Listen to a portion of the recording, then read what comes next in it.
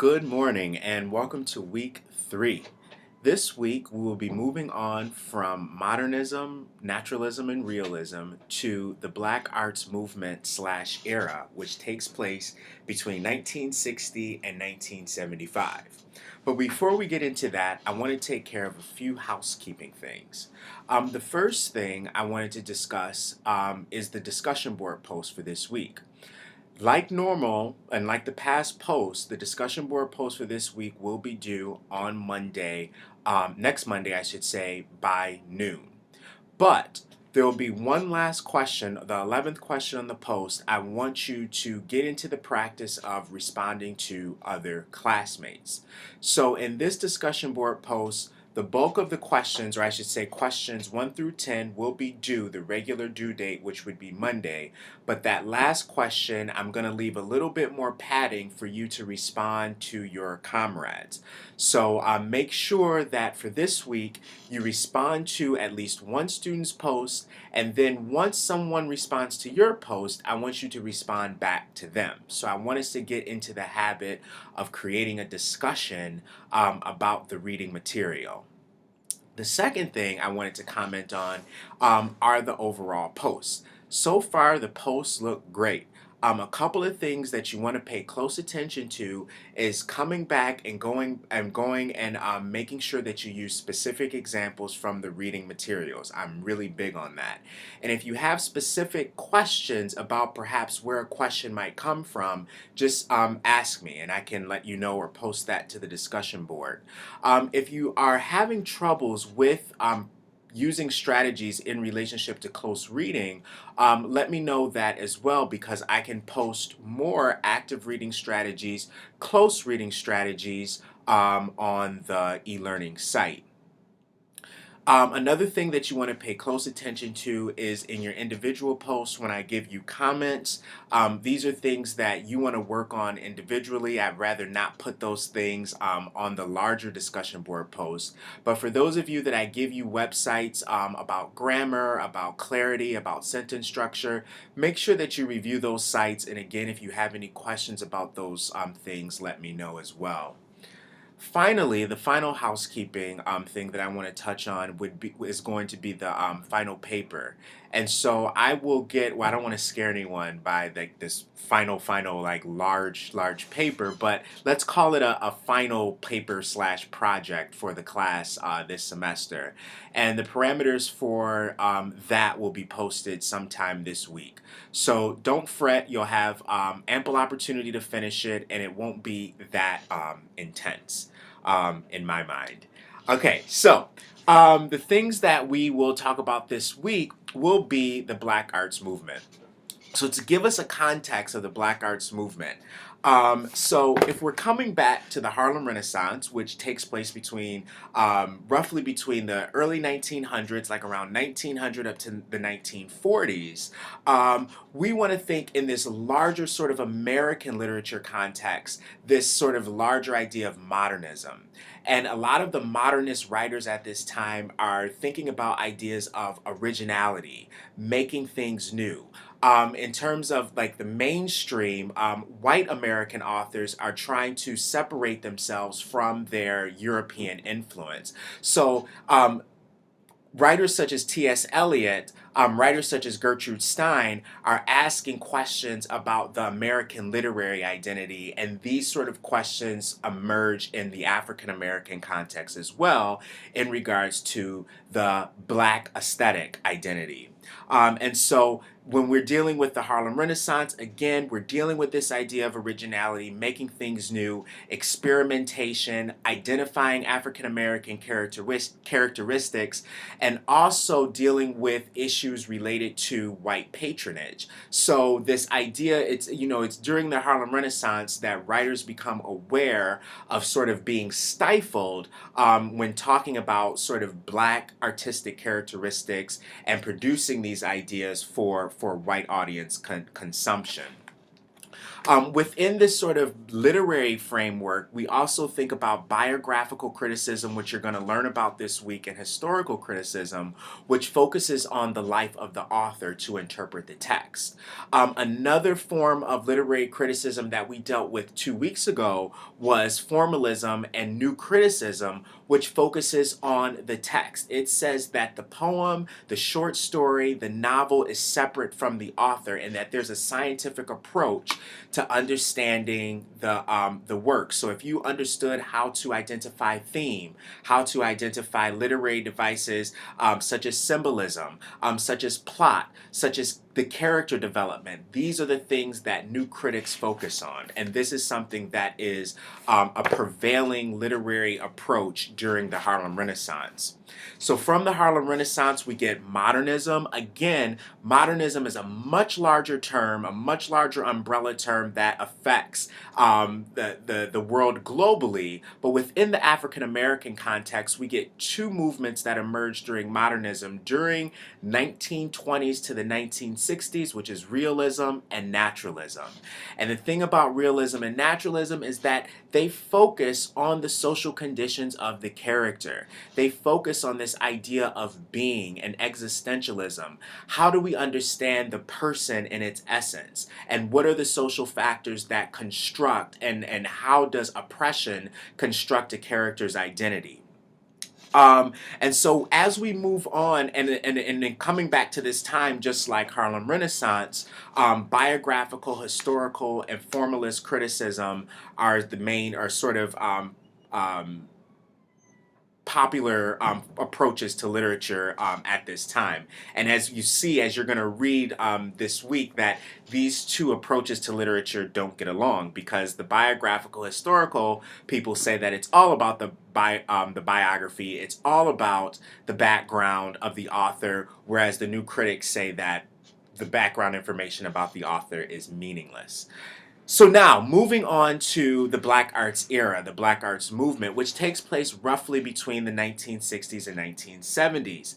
So here we're going to see a rise of, well, first off, we're coming to a very influential time in the U.S. in general, and the decade of the 60s being this sort of transformative change. Our first Roman Catholic president with JFK, us going to Vietnam. The Civil Rights Acts being passed.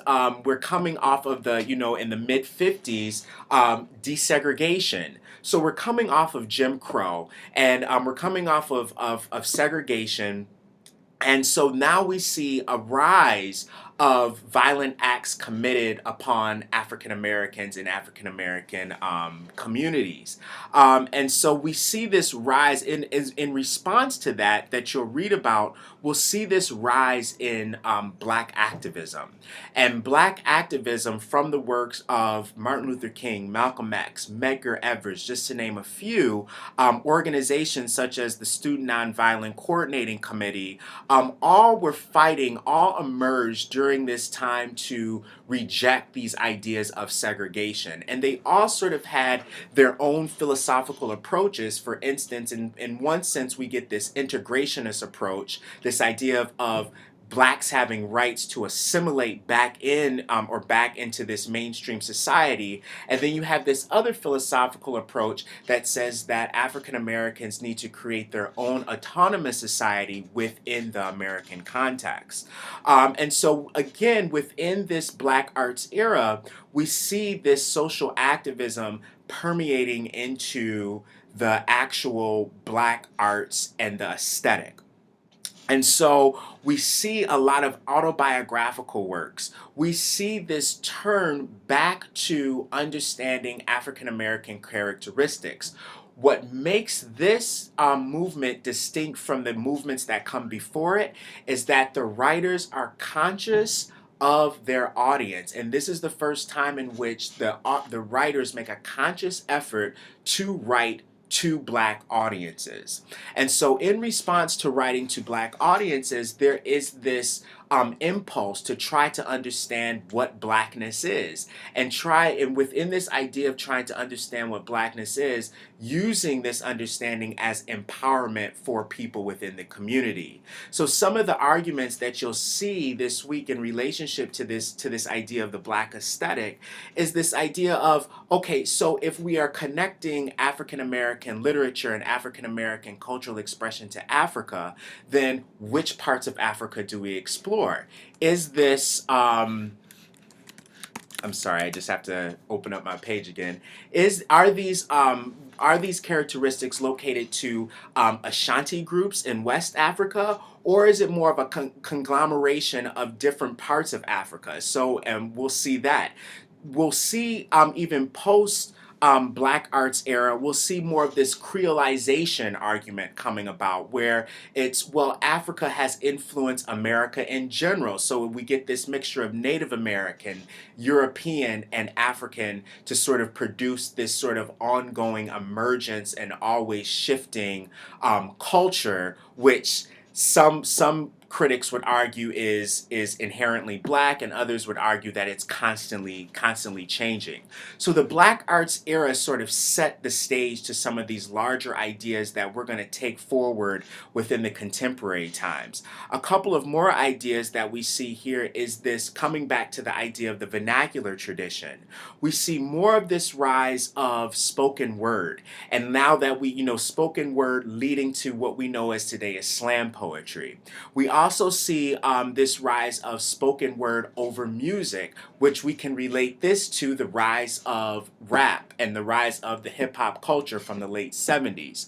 So we see this, more of this attention paid to understanding Black art for art's sake, but at the same time for the embetterment or for the empowerment of the community. So the interesting thing that we see happening here are elements from the Harlem Renaissance and elements from modernism sort of coming together to produce art for the community, and at the same time have this social message in relationship to rejecting previously conceived oppressive forces and rising up above those oppressive forces.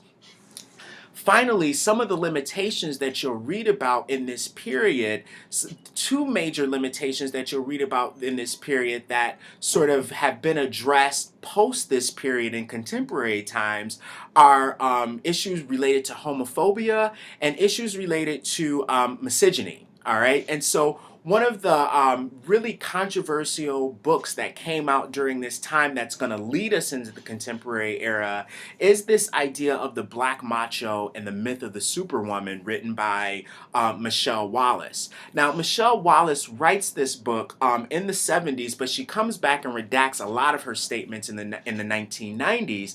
However, a lot of the observations that she makes about the Black arts movement and movements prior to this actually are very germane in regards to gender. So for instance, she says that a lot of the movements that have happened from the slave narrative all the way up through the Black arts movement, the Black woman's voice has been erased. And so once we move beyond the Black arts movement, we are going to see a rise in voices of Black feminism, and also issues related to homosexuality in Black communities. And so these are one of the things that the major limitations that sort of stymied the the Black arts era movement, that we'll see these issues getting taken up when we move in contemporary times. So a couple of the things that you'll be reading this week, and I'm just pulling up the page now. So like I said before, you'll be reading about the Black arts movement. I have a quick PowerPoint presentation and then a much more detailed, involved introduction. You'll be reading selections from the autobiography of Malcolm X, poetry from Nikki Giovanni, and also I want you to read Martin Luther King's Letter from the Birmingham Jail. When you read Letter from Birmingham Jail, I'm going to ask you questions about the rhetorical situation and why is understanding the audience and how Martin Luther King uses the language to influence his audience. Why is that important in understanding the actual letter itself. You'll also be reading poetry from Sonia Sanchez, and finally you'll be reading about the Black Arts Movement and the Black aesthetic from Larry Neal. I would like to apologize for not including any work from Amiri Baraka, because Amiri Baraka, as you read, is basically the father of the Black Arts era. But I wanted to try something new this semester and use the autobiography of Malcolm X. So this is the first time I'm doing the autobiography of Malcolm X. And then on your own time, please feel encouraged. You'll see Amiri Baraka be, he's referenced in the reading, and he's also referenced in the PowerPoint presentation. But please feel free on your own time. And if you have any questions or need any suggestions, I'll be happy to give you some suggestions to read up on Amiri Baraka as well, and some of his poetry and his literary contributions to the Black Arts Movement and slash Black Arts era. So that's all I have for now.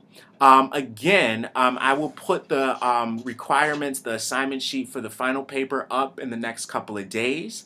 I will be getting back with you within this week on your discussion board post. If anything else comes to mind, I will post that. I'll send you guys an email. But in the meantime, if you have any questions or concerns, please let me know. Happy writing, happy reading, and I'll see you in cyberspace.